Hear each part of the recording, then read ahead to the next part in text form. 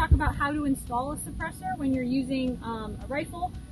All you need is a threaded barrel, and then all you would do is hold the barrel straight up, rest the suppressor on top, let it find the grooves, and it will just spin right on. And all you have to do is get it all the way down to the bottom, give it a hand tighten. You see there's a lot of threads there, and then once it's hand tightened, it's ready, and now this is able to be shot.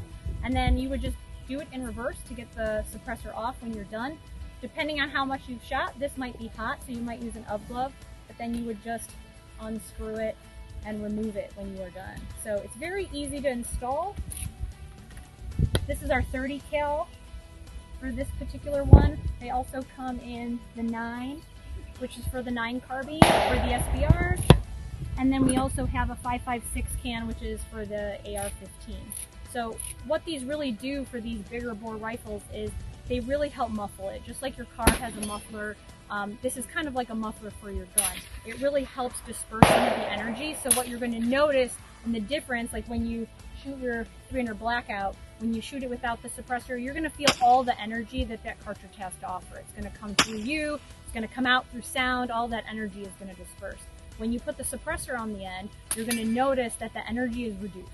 So the sound energy is going to be less, the recoil energy is going to be less. And why that happens is because now you have extra mass here, and it is specifically designed to distribute that energy. So when the bullet is leaving the end of your rifle, now it's going to be leaving the end of the suppressor, it's going to come out undisturbed.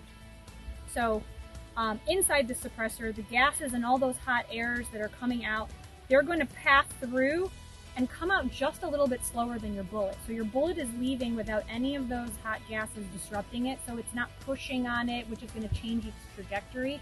So you have the best chance of accuracy with one of these. And then everything kind of flows out behind it.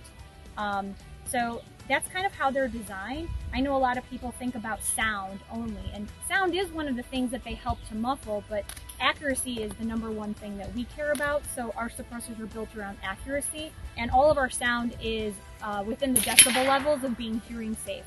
Women are going to find it a lot more comfortable to shoot rifles and to get into those larger calibers when they have something like this.